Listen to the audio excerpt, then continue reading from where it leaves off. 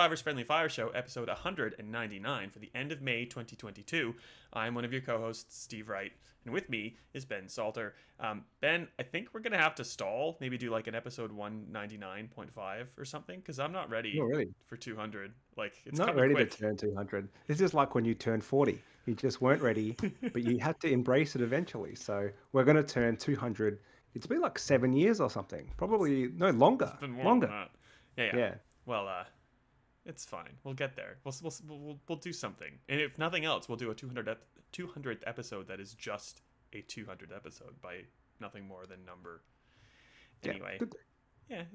What have you been up to? You turned 31. Your dog turned 1. One, he turned one. So his name is Banjo. He's a fail on the internet that I didn't actually put on the internet, but it's one of those things that could have gone viral. So his name is Banjo. We got him a dog cake because in lockdown, apparently everyone made weird little businesses from home, and this one is booming. All they do is dog cakes, and they're like getting crazy sales apparently. And we're one of those suckers who bought him a dog cake. Except you fill out the online form, so his name was definitely spelt correct, but on the cake they wrote "Happy Birthday Bango," Oh, which doesn't quite have the same ring to it. Okay name for a dog. I mean, puppies are trying to bang everything basically until they eventually get little surgery, which they don't like, and it kind of calms that down. Um, yeah, so it's a name that could have worked for him at one point, but not so much anymore. so an audio phone call? No, you said form. You filled in like you typed in Internet characters form. into the internet. Okay. I was Yeah, gonna be like, did you phone and say like it's banjo, like Banjo, and they wrote bingo, but like that didn't even. They just wrote bango. I can't yeah, even explain it. yeah. The They just got internet. it wrong. Doesn't matter. It's how it is. Anyhow, Fair we enough. move along. Well, happy Yeah, birthday to Bango, and happy birthday to you, Bren. I'm trying to yeah, think of a ban. Nah, anyway, I'll be yeah. quiet. Something like that. Uh, it's weird. There's no games coming out, but there's like a ton of stuff to talk about. Mm. So that's Things are good. happening So because let's they're not happening. pretty much let's talk about the important news of the fortnight, and we'll maybe get into what we've been playing. There's a couple things. There's not much, and because of course we've timed this so well, there are a couple things that I've seen and have either played or seen. Yeah.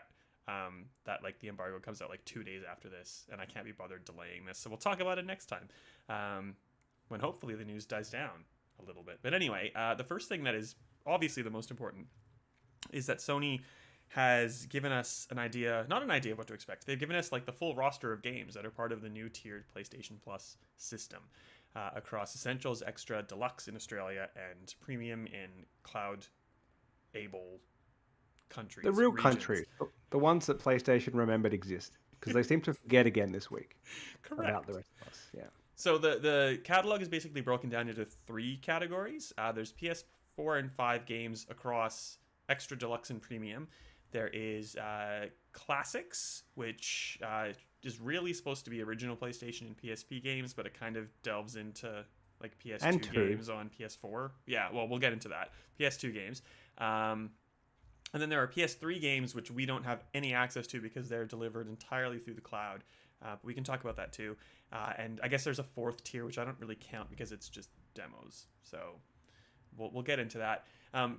Let's stick with the PS4 and PS5 lineup first, Ben. What do you think of the titles from both PlayStation and from third-party developers? For launch, and noting that these are not all games, but they're probably the highlights. I think very good to start off with, knowing that this is not a service where new games come in, so they can't, set those expectations pretty early that we're not going to get anything super new. By leading the original announcement with like Death Stranding, which is like 2018, and God of War, which I think is 2018. Maybe Death Stranding might be 2019. Yeah. That was kind of what I was thinking. And then they announced Demon Souls, which is still an old game. Like that was a PS5 launch title in 2020. Um, so yeah, not especially super new. Now, see, this is Bango in the background going crazy. That's all right. Um, Good job, Bango. he just got home from daycare and he's pretty cranky.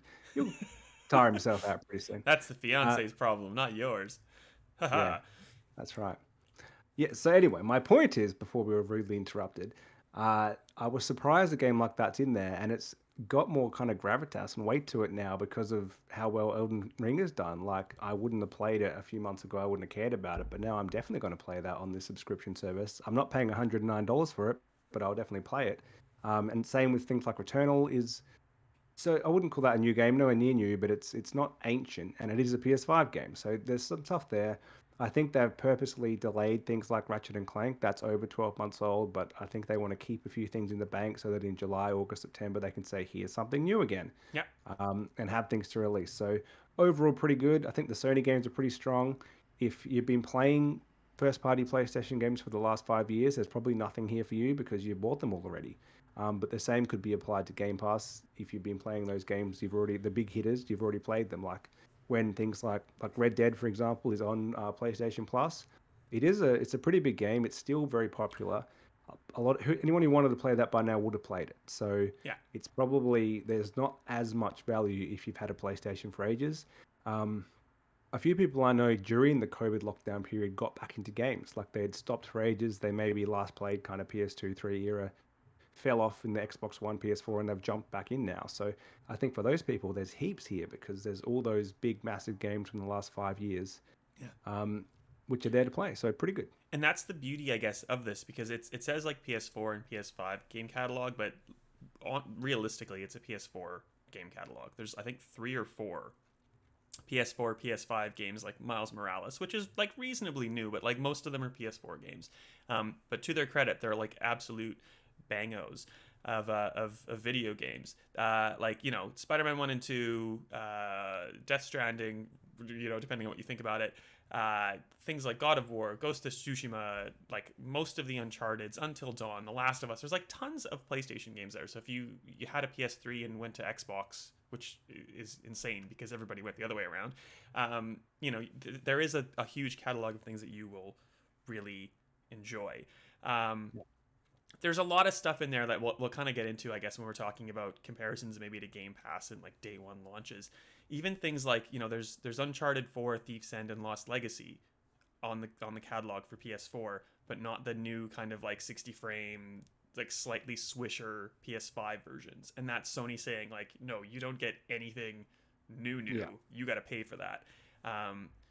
Like, but to Sony's credit, like they've not hidden that. That's been the message from day one. So good if you're, like you said, good if you're not someone who's played a lot of these games. Not as exciting if you're someone who has. But anyway, on the topic of, you know, the PS5 versions of those Uncharted games, or, you know, the likes of Horizon Forbidden West, like how long do you think it is going to be until we see those newer games added to the catalog? I feel like they're not going to tell us on purpose because they don't want to basically stop their own sales.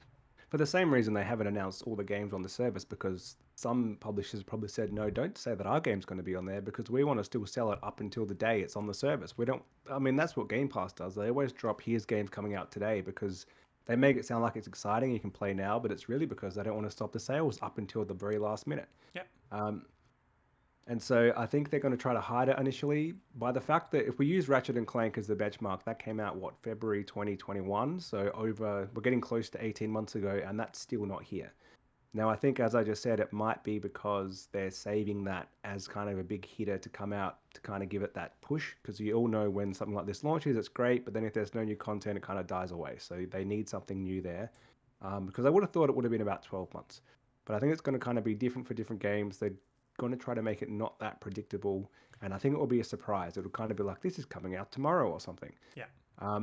But yeah, if it's more than like 18 months, you're getting to a point where you have to say this is old games exclusively, which would kind of be annoying. But like if it was 12 months, a lot of PlayStation games I would be happy to wait for. Like I do really enjoy them, but there's only a select few that I want to play straight away, God of War being one of them. But something like Horizon, I'd be happy to wait a year or so and play it later and jump on the subscription and play it there.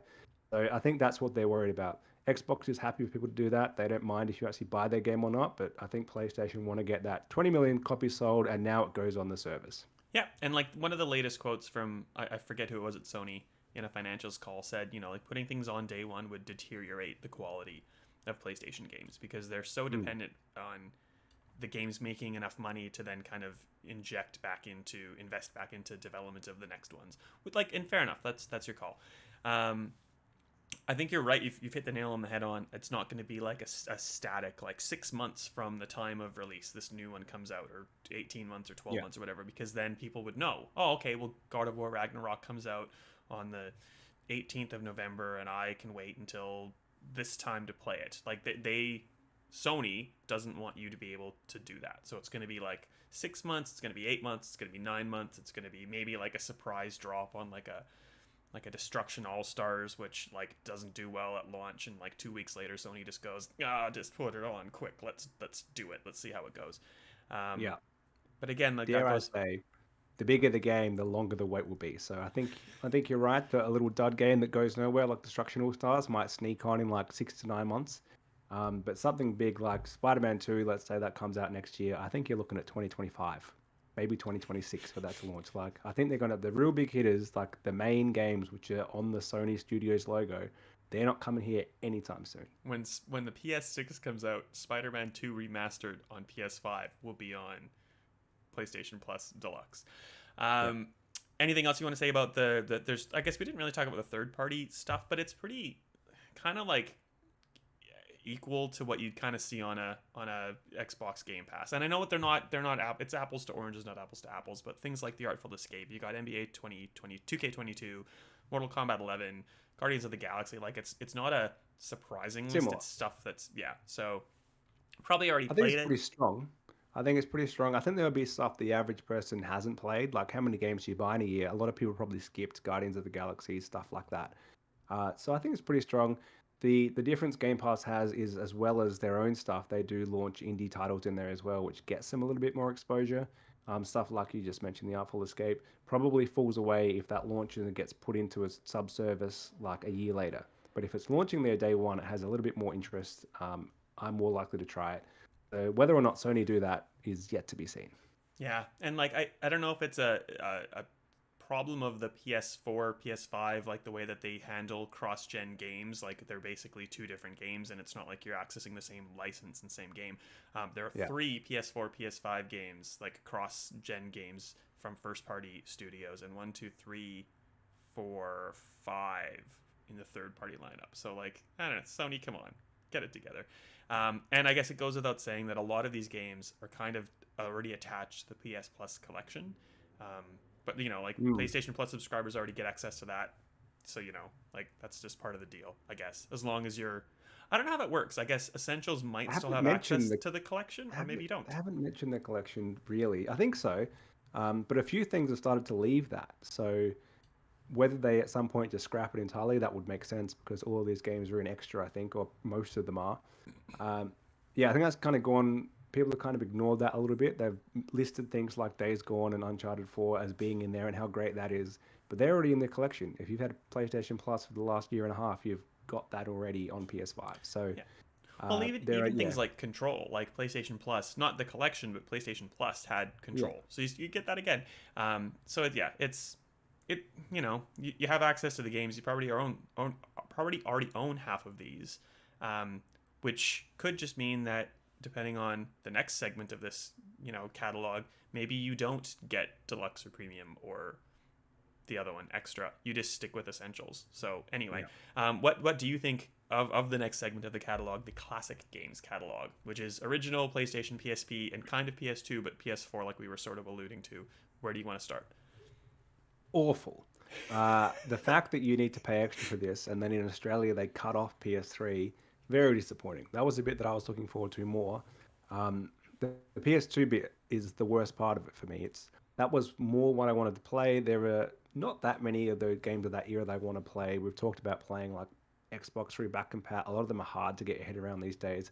But there are some big hits on PS2 that I'd like to play again. And I would do in a subscription just to dabble with it for a little while. And there's like nothing. There's a small handful of what were they called? PS2 classics on PS4. And so technically, when they listed them all as PS4 games, because that's what they technically are. You're not playing the PS2 version, you're playing the PS4 version, which has like 4 trophies in it, and it's up-res, and I think it plays back at the wrong frame rate or something if you're in Europe, because they never bothered to fix it. So that'll probably happen again. which is a problem Nintendo's had up until this generation. Like we've only got Mario 64 in the correct like orientation for 60 frame TVs now. Yeah. So hopefully Sony fixed that. I was hoping they were going to say, here's a whole bunch of PS2 games. It's the most nostalgic generation by the fact that it's the most popular one. Like 155 million consoles sold. Everyone had a PS2, or they knew someone with a PS2 and they experienced those games. Very disappointing that it's been treated pretty poorly, as if they don't really care. And the same can be said for PS1 and PSP. I think there was one PSP game in there, maybe two, and a very small handful of Just PS1 one games. from Housemarque, I think, from looking at it. Yeah. Just one. Super Stardust Portable on PSP. The difference between extra and deluxe isn't that much in Australia, but it's probably not worth it unless there's a bunch which they're keeping up their sleeve to shadow drop. Well, yeah, it's Nintendo-esque how they're treating their back catalog, which is poorly. If the original Resident Evil 2 and 3, from from PS1, were on this service, I would really, really struggle to not just throw money at Sony. And it's weird because they were like their PS1 classics in the ecosystem of the PlayStation Store. And I was like super hyped for them to come back because, like I had them on my Vita and stuff. Like I bought them to put on my Vita for that very purpose of like, ooh, old games that like I can play again. And it's not, the GameCube remake of Resident Evil, or it's not, like the new Resident Evil 2 remake. They're just gone. And like the only Resident Evil game in this catalog isn't even 7, which is getting removed from Game Pass at the end of this month. It's the Resident Evil like GameCube remake that was put onto like PS4 and Xbox One and stuff. That's a good game, but it needs to be remade. That's 20 years old. And I already own it. I don't want the one I already own. I want the classics that I'd have to go and buy an old PlayStation and like figure out how to connect it to a TV and to play, because I can't. There's no way to do that. Hopefully. The positive bit hidden away in there is that if you did buy any PS1 classics on, I think PSP as well, on PS3 or Vita, you'll be able to play those without a subscription when they come into this service. I didn't know that. They did announce that today. So not the PS. So there was the classics line on PS3 and Vita, which is separate to the classic lines on PS4. Like the PS2 classics on PS3 are not the ones that are coming to this service. It's the PS4 ones. Anyhow, overlook all of that. The PS1 and PSP classics you already own, you'll be able to play without a subscription. So it's just back compat, like proper back compat, coming from like probably the game preservation team that we talked about last episode. But it's back. It's not proper. It's back compat with your PS3 version of a PS1 game. So obviously not the PS1 game is not back compat. Oh yeah, God, that's confusing. If you bought Resident Evil 1, the PS...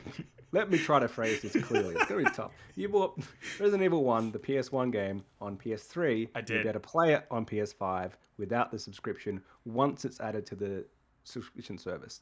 But I'm pretty sure... What about the cloud? Yeah. But wouldn't it be through the cloud? Because it's a PS3 cloud. game? No, because it's a PS1 classic. Actually, that's a good point. Does it count as a PS1 game or a PS3 game? I don't know. I hope so. I want to put play a pin it. in that. I think you still get. That's a good point. I'll ask Sony about that, and I'm sure I'll get a response anytime soon. Yeah, that's a good point. Oh well. Well, I hope like that's good news for everybody else, if not also Australians, because like literally, I have bought PS1 versions of RE1 and RE2 at least. And I would love to have access to those again. And I would pay a subscription service to do so. I am that pathetic. I'll add them. I think they'll be in there, or there'll be an announcement later or something. No doubt they know that Xbox will come at this in their June showcase with here's what we're doing, and they're ready to go with here's some other stuff we're doing. That said, this is launching in Asia next week, I think. So we're not getting it until June 22 or 23. Yeah, it says 22 or 23, depending on, I don't know, like if people have like transitioned the date. So like those 2 days anyway, it'll happen. So they're going to try to hide, like, we don't want to give you anything. We don't want to give you everything until you actually get it and it launches. But we're going to know everything next week when it launches in other countries. There's going to be very few different games after that. True that. Something that we maybe don't know yet. It's like, I think we can assume we know the answer, but like we can't get a definitive answer from Sony or Ubisoft. Is Ubisoft Plus is going to be on PlayStation and Xbox. It's already on Stadia and PC and other things. But there's a small curated listing of games called Ubisoft Plus Classics, which will be given to PlayStation Plus, PlayStation Plus Extra Extra. and Premium subscribers for sure. There was no mention of Deluxe in a press release from Ubisoft Australia. They said it's initially going to be given to Extra members. Yes, these tiers are making my head hurt. And they couldn't confirm to us if that is also extended to the Deluxe tier, which is all that Australians can get. I'm willing to assume so, but because no one can confirm this for us, I'm not saying it's confirmed yet, but we'll let you know when that happens. The listing of games is pretty good. Like I think it's 27 games now, and they're hoping to get it to 50 by the end of the year. Things like a bunch of Far Cry games, South Park, Star Trek Bridge Crew, which I guess you can play in VR. You can certainly play it out of VR now. They updated it. A bunch of Trials games, Watch Dogs, the original Watch Dogs, AC Valhalla, which is also I think just part of PlayStation Plus anyway. No, it's through the collection. They put it like a double asterisk. Oh, they double dipped. Okay, there we go. So there's like a ton of like decent Ubisoft games that you kind of get similar to like EA Play on Xbox Game Pass. Similar, but the more I looked at it, it's not quite as good in that EA Play, you eventually get everything that's on EA Play.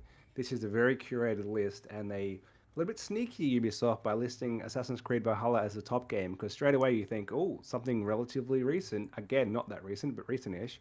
And then beyond that, it's like 5 years old plus, like super old stuff, more or less. There's no other Assassin's Creed game. There's Far Cry like 3 and 4, but not 5 and 6. Yeah. There's Watch Dogs 1, but not 2 and Legion. Right. It's like, it is, when they say classic, they mean the real classics, not like the mid-tier. The Crew, not the Crew 2, etc. Not that. Because they want you to pay $15 a month to actually subscribe to this. So they want you to do the same thing that Sony wants you to do with their first-party games that are new. They want you to have both, to buy this and also subscribe to this. If you have no interest in paying Ubisoft no matter what, I think it's nice to get a few of their games included. But there's nothing of great value, because besides Valhalla, which is clearly that's the carrot they're dangling to try to get you to see what else is there. But the rest, take that off, and this list is Ubisoft's games they couldn't sell you if they tried. Like, it's there. They put these on sale for $4 and no one buys them. List of games, because they're all just so old. Yeah, but like, I don't know. Yeah, I've played all of these games. I wouldn't be hard pressed to say like you should definitely play these games now in 2022, because there's enough stuff that's come out in the last couple months that you should play it way ahead of this. But it's that same thing of, if someone is relatively new to this, it's just a nice added bonus if you haven't used the bonus before. We've been talking about this for a while. Any last thoughts on the PlayStation Plus catalog? No, except that I'm going to subscribe, but I think I'll go for extra at the moment, unless they can win me over with some real PS2 games and some more PS1 games for, I've forgotten already, Deluxe, because it's just, that's not good enough for me. But I think the extra library is pretty good, and even if you played a lot of stuff, there's enough there that there's some games to get you through the next few months of, again, nothing coming out. So pretty strong stuff. The only thing I'm really keen on is Demon Souls, to be honest. And like, looking at the rest of the list, it's stuff I've already played or wouldn't play again or wouldn't go back to play.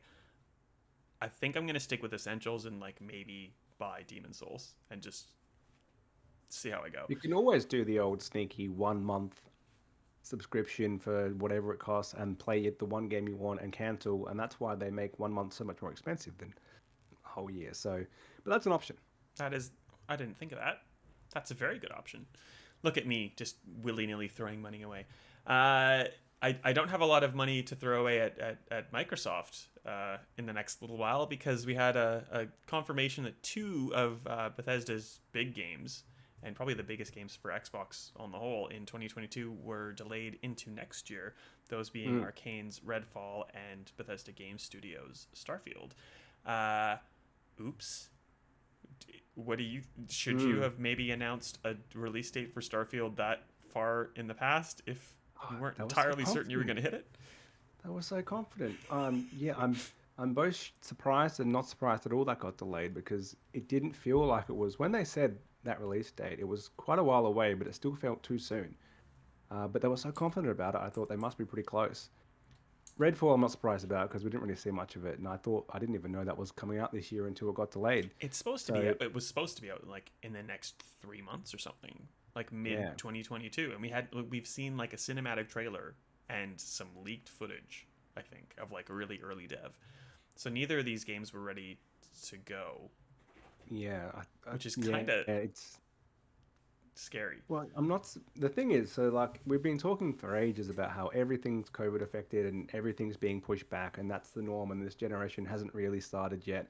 But we're probably reaching a point where everyone already knows that. So fair enough to, of course, we don't want developers to go under horrible crunch conditions and have games released super buggy and not ready. So probably is for the best that Starfield gets delayed.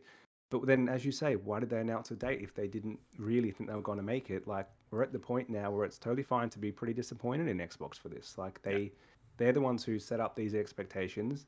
They knew by the time they announced that, they knew what COVID was doing to the industry, and then they couldn't deliver months out. So yet again, like it's not like this is they did it to Halo. Like there are few big titles this generation, and there's only been a few. They're pretty much all being delayed. yeah. Um, Well, and they announced it for that date because it was really cool that it was going to hit like Skyrim's whatever yeah, anniversary. But like, yeah, and I get why you'd announced that Halo Infinite was going to come out with the next gen yeah, console that you were planning to have. But like, man, and like the easy way around not having these kind of instances is just like don't announce a date, and that's what. Well, like Sony kind of got burned for Horizon Forbidden West, but not with God of War Ragnarok. They're like, it's coming, probably this year. no, I'm not convinced it's I, coming out in 2022, but like we no, don't know when in 2022, and it's still this year, so who knows? But like, yeah, don't put a specific date in, and then people aren't gonna get pissed off when you don't hit it. yeah, they've been given a license to delay God of War, and I think they will. They would love to get it out this year, but they have no pressure to anymore, so Wait, I don't think they will. and Sony's put out Horizon and Gran Turismo. Xbox has put out, uh, Yeah, nothing. yeah. So I think yeah, that's the thing to go back to skip a point ahead. So Xbox have 23 studios, seven of them are under Bethesda, which is a relatively new acquisition. Not that surprising that they're still figuring out how they work together. But the other 15, they don't seem to have their release schedule as tightly worked out as Sony does. Like they release games all throughout the year. They in a standard non-affected year, they don't release that many more games than Xbox has been doing, but they just release them at a better rate. Like they've already gone with two games this year. yeah. I'm sure Sony would have preferred to split them up a little bit more, but they still kind of had them in the first half of the year, and they plan for God of War later in the year, and they probably have a couple of more exclusives as well. And they're Um, completely different. Like people playing yeah, Horizon aren't necessarily like the ones who are going to jump onto a Gran Turismo, whereas Redfall is kind of a shooter, and Starfield is kind of a shooter maybe, and they're kind of like RPG, very yeah, much different RPGs, but like there is definite overlap in the two games that we were expecting from Microsoft, which probably will come out at the same time, or maybe. similar. Yeah, yeah, that they just need to work out their release schedule a little better. And I'm sure they'll get there and they know all this stuff. And they just need to work on getting maybe some different scale games because that's what they had done well. For a little period, they were releasing stuff like Battletoads, which was clearly a much smaller, quick to make game, relatively speaking. And they probably just need a few more of those so we don't just keep having your Halo Infinites, your Starfields, your like Perfect Darks, the games that seem to take forever to make. Yeah. So they can get some more stuff coming in those gaps. And more like Battletoads stuff, and less reliance on the Tunics and the Shredders of the world, which aren't really like Microsoft things, but kind of like indie things that Yeah. may appeal to some people. And less like Groundeds and Yeah. what was that other one? That like fighting thing, Bleeding Edge. I kind of liked Bleeding Edge, but like I'd like Oh, that was okay. And that was yeah, another quick one. but they supported it for like a week, and then this went like nah, this isn't working. Yeah. Like who cares? Um, do you think anything is going to replace these two games now I that think it they're not has to, coming? but Sorry. I'm not sure what it can possibly be. Like they need to have something. They're going to have no games for the whole year, and I don't recall a first party studio ever doing that. Um, Even like Nintendo, when the Wii was dead, they had pulled something out. I'm not sure what it could be. I think Forza Motorsport's an obvious one because I was thinking that was going to release last year instead of Horizon 5. Yeah. And I feel like that probably would have released earlier had they not been delayed, which means it has been pushed back to this year. I don't think it was originally planned for this year. So maybe that's pretty close to ready. Um, and historically, they would announce that at E3, so their June showcase this year, and it would come out a few months later. Like Yep. we've sat through so many E3s where there's been Forza Horizon, Forza Motorsport, and it's coming out in a few months. That's the way they do it. So that's the only one I'm somewhat confident on. Aside from this GoldenEye rumor, which they constantly keeps coming up and goes That's just you nowhere. hoping. Well, it would be an easy one. Like the game leaked on 360 a year ago. Like they just need to give it a little more of a tidy up and it's ready to go. So sort that license out, Microsoft. Just throw money at it and get it out. It's ready to go. Um, Otherwise, what else do they have? Like Perfect Dark doesn't seem anywhere near ready. Avowed from Um, Obsidian, equally oh yeah. not ready. What was there? There's other things that are Fable, not ready, not ready at all. I can't imagine. We've seen a title screen, not a Hmm. anything. Like I almost kind of think that they need to double down on the Infinite of Halo Infinite and be like, okay, so you've played that story, you still don't have campaign co-op, and you wish that you had that, but like here's the next bit of the story, so you can keep playing Halo, I guess, because we don't have They anything. could.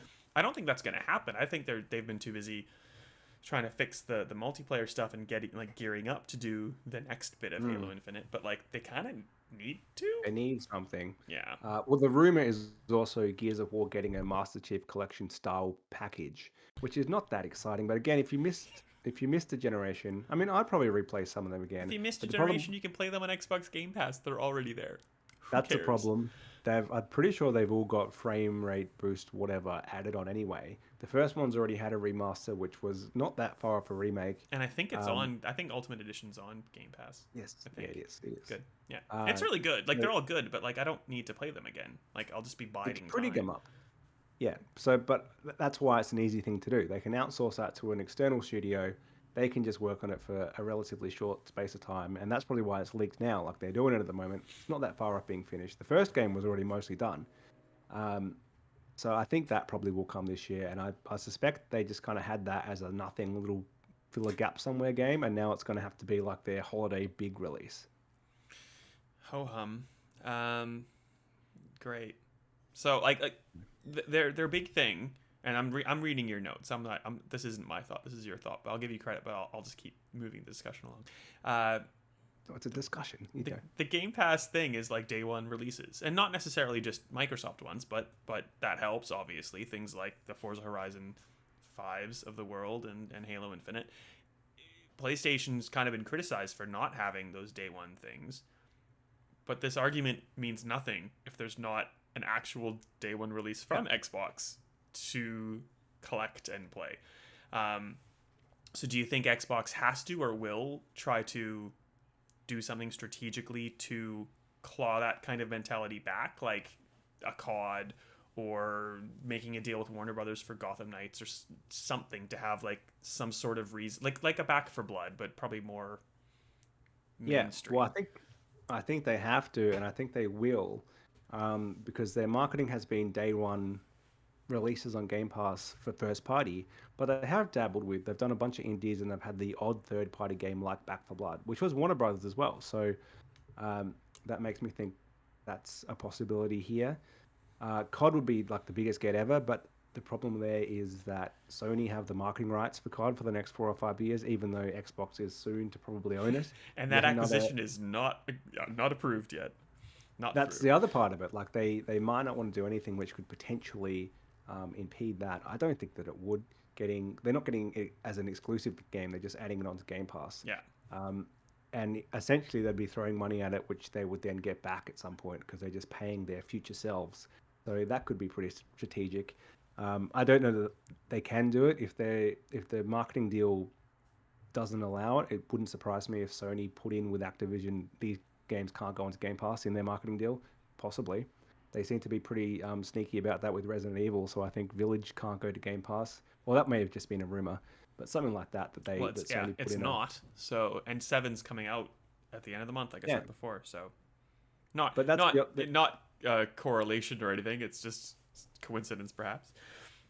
the problem is there are not that many other games besides those two which they could even try to get as day one launches. Like there's not much coming out this year. There'll be stuff that hasn't been announced yet, but I don't think there's going to be anything super big.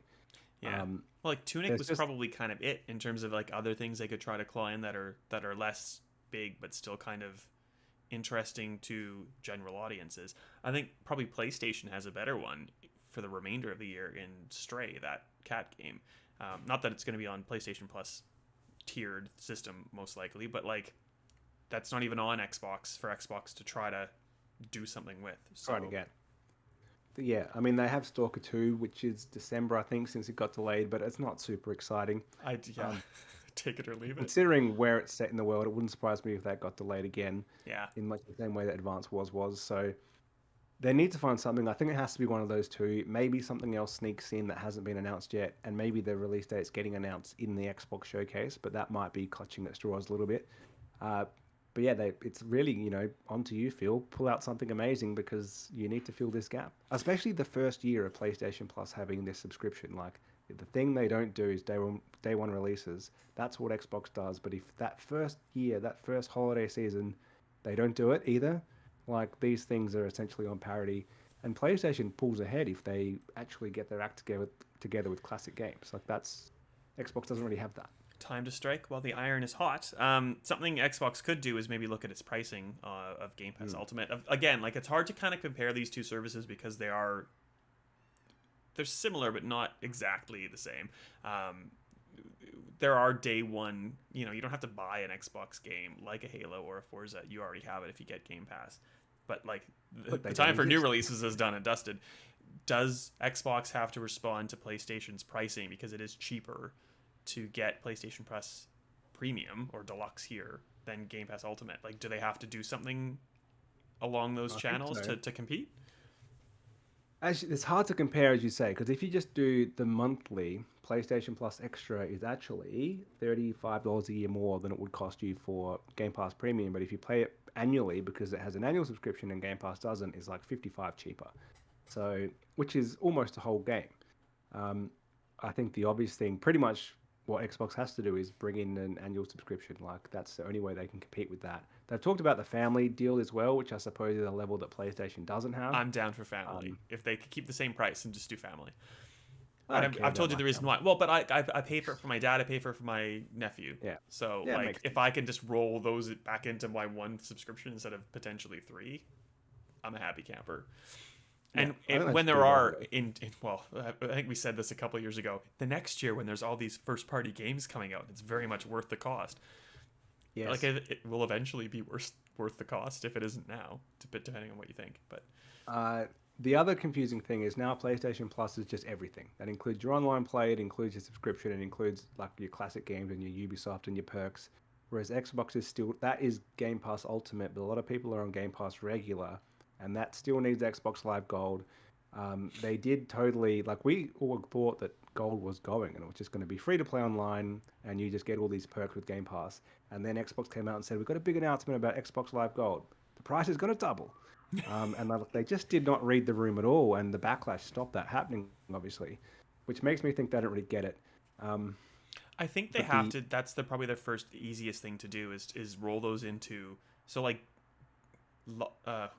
Game Pass is just essentials in the place. They're all really confusing things, and trying to explain this to someone who like just bought a console, which I've done in the last couple of weeks, is just an utter nightmare. But like, Game Pass should be essentials, and Ultimate should be with PC Game Pass and with cloud. Like it should just be that, I think. Yeah, you can get Game Pass for just your console or just your PC, and then Ultimate has that, and maybe even the EA Play stuff is only in Ultimate. I'm going to assume Ubisoft Plus Classic will be added to Game Pass as well. I don't think Ubisoft is that. They're basically using it to try to sell their own subscription, so I don't think they're tied to one or the other. Yeah, it'd be a slightly smaller list because there's like PSVR games that you can't get on Xbox, but like on the whole, it'd be same deal. Yeah, they might even have different games. It might even be that's why there's only like Valhalla's only on PlayStation, but you get Assassin's Creed Odyssey. Yeah. That's why. That actually might explain why there's some games missing, and that list looks super weird on how do they pick some and not others.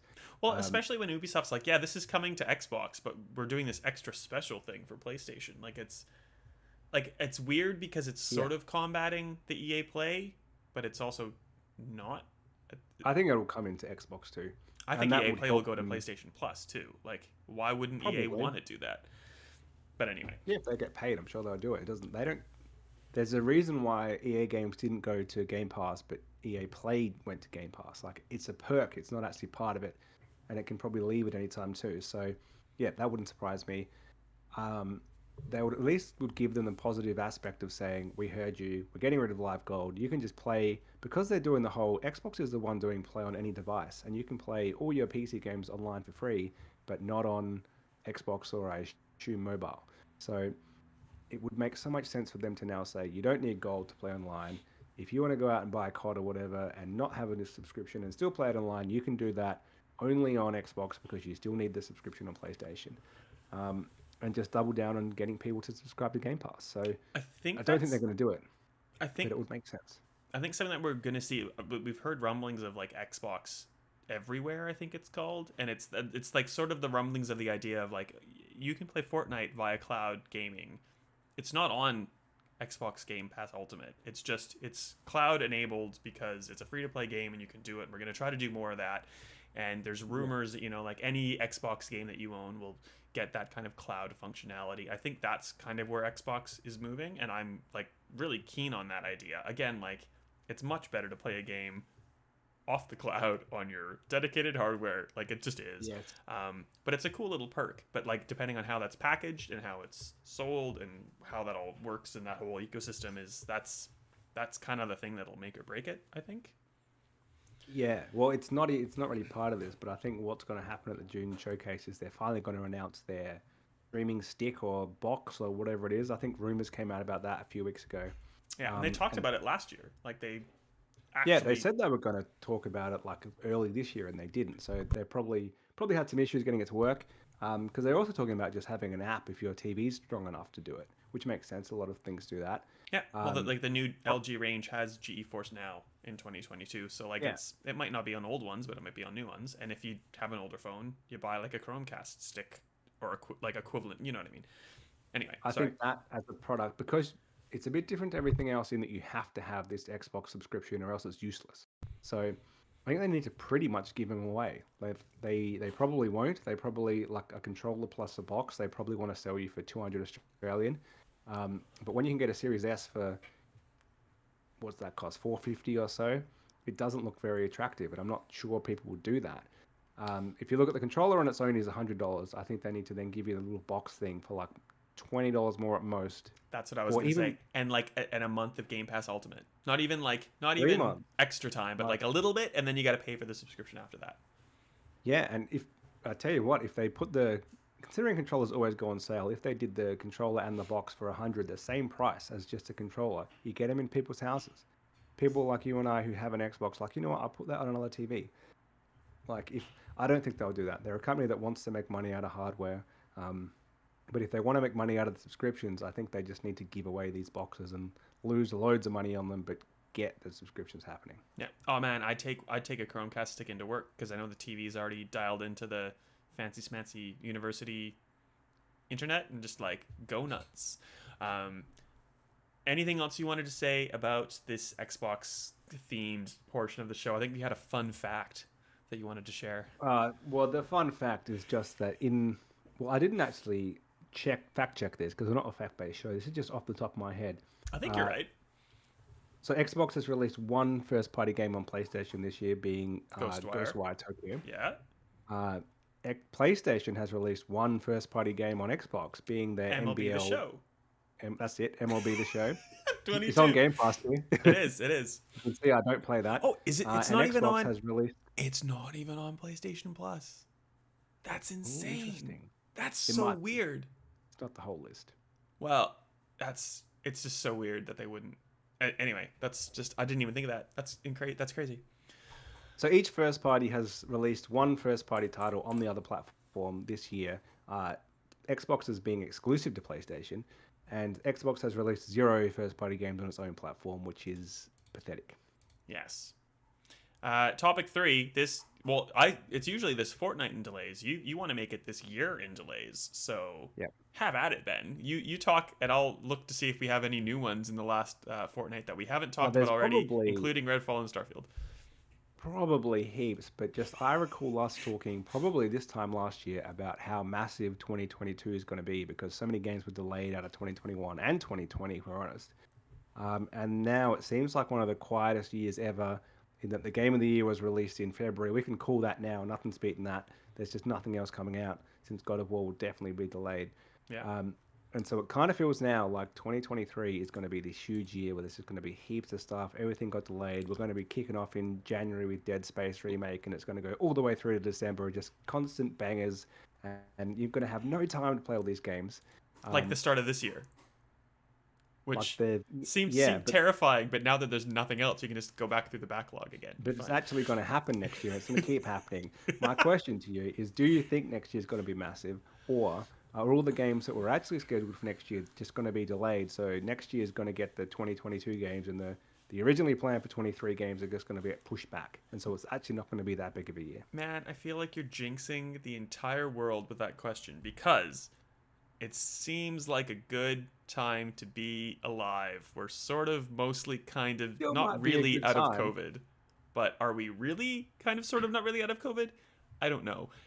If things continue on this trajectory and we kind of go back to like the world pre-pandemic, things will kind of even out. Sort of. I don't even know if they will actually, thinking about this and talking at the same time, because I think there's this new thing in the world of I'm not going into the office 5 days a week. Are you kidding me? So I think work is impacted just by that. Yeah, I think there's all the impact of the pandemic that's happened between now and then, which like has probably caused Starfield to be delayed, and like Dying Light 2 DLC that's been delayed, just because it's a little bit more difficult for our brains anyway, because we're so used to a certain way of working, to have transitioned in the pandemic, and then sort of transitioned to a new way of working hybrid since. So I think we're probably going to see the impact of this for at least another year or two. So I just think release dates are very very static. yes, Not static. The other one, dynamic. dynamic. There we go. And I just don't believe anything you hear for the next little while. I think until things properly stabilize. Is that what do you think? I think it will be a strong year, but I think most of those big hits will be games that were meant to come out this year, or some of them even earlier. I think looking ahead, a lot of publishers will probably realize that things are taking longer this generation than they did last generation. Even without the pandemic, that probably was going to be the case. And maybe things on their schedule for 23 that haven't been announced, they're just going to since no one knows about them, they're just going to push them back to 24 or 25 because it's like, let's take Starfield, for example. Why does Bethesda need to, whatever else they had planned for next year, they could push back because now they've got a big hit. They don't want to compete with themselves that much. Yeah. Um, Fallout it's an 5. obvious thing to do. No, that's Game Not Studios. specifically No. Bethesda Game Studios No, yeah, no, as a sorry. publisher. I know what you mean. I know what you mean. And like if you look at Nintendo, they've got Breath of the Wild pushed back. That's their big game. If they were planning to have, say, Metroid Prime, like or Mario Odyssey 2 or something, why not say, actually, let's move that back another year because we've already got a big hitter next year. Sony has pretty much been delaying all the time. They love the February, March game because they often had them scheduled in for November and they just push them back a little bit. And now that's been like a really successful time for them. Like that's become a big window for releases. So I think they love a game in there. They're going to have something there anyway, but maybe whatever they plan for that will just get pushed back and God of War will quietly slip into that period. I think that's definitely going to happen. So to answer my own question, I think it is going to be a great year for games, but I think a lot of stuff that we had thought was down the pipeline, if you looked at our roadmap in 2020 and said what's coming in 2023, I think those games are going to get pushed out. And the stuff which comes next year is the stuff that was meant to come this year or even last year. It's been such a weird year. Like all the financials calls have just occurred. And Yeah. there's a lot of games that are expected to come out before the end of March 2023. And like, Ubisoft's Skull and Bones. Well, I'll believe that when I see it. And a couple others. Just looking at Remedy, my favorite developer. They have so many games in development. They've got 2 Control games coming out, like a multiplayer one, the sequel proper. They've got a Vanguard with Tencent, which is like another multiplayer game.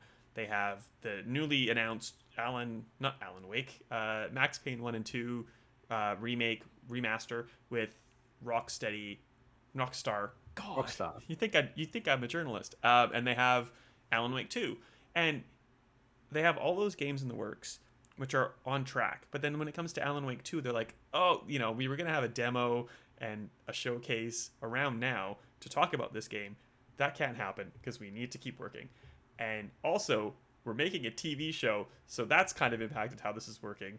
So it's not even just pandemic stuff. It's like this whole new like Disney Marvel universe thing that's kind of just like, oh, we need to diversify and do everything, and it's exciting and terrifying all at once. So like I think it's kind of like release dates are bad. Let us know when you're ready to put it out, and then just put it out. Who knows? Yeah, I think you've hit the nail on the head. Of things have changed outside of the everyone's working from home situation. It's the things are more connected. They're taking so much longer this generation than they did anyway. Like for some reason, we're super obsessed on having like photorealism to a degree, which is like not that different to last generation, but it making things take forever to come out. It's why Nintendo can just pop out their little cutesy, vibrant games because they still look fine, but like it hasn't really changed in like 10 years their style. And even for them, it's taking longer than it used to. Like they used to have two platforms and they would pretty much double the amount of games they'd release. And if they didn't have all those Wii U ports to rely on this year, on the last 5 years, they would have probably struggled with Switch titles. So, yeah, interesting to see how they're going to get enough stuff out over the next year. Like it's just Xbox should have a pretty strong year though. You can't have nothing and then nothing again. So they and we can't just have Starfield and Redfall as their only 2023 titles as if like here's what we always planned. Like they got to have an amazing year, and there's no if or buts about that. One would hope. Quick fire, as in just to answer the question with the name of the game. Which game slated for 2023 are you most excited for? I've already answered Alan Wake 2. Come on, it's no brainer.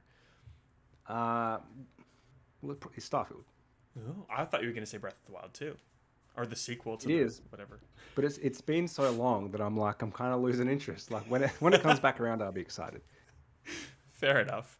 We've taken like an hour, so I like this segment next is what we've been playing. It's both me this time. Trek to Yomi is on Game Pass, so if you can get it for free and try it, by all means do it.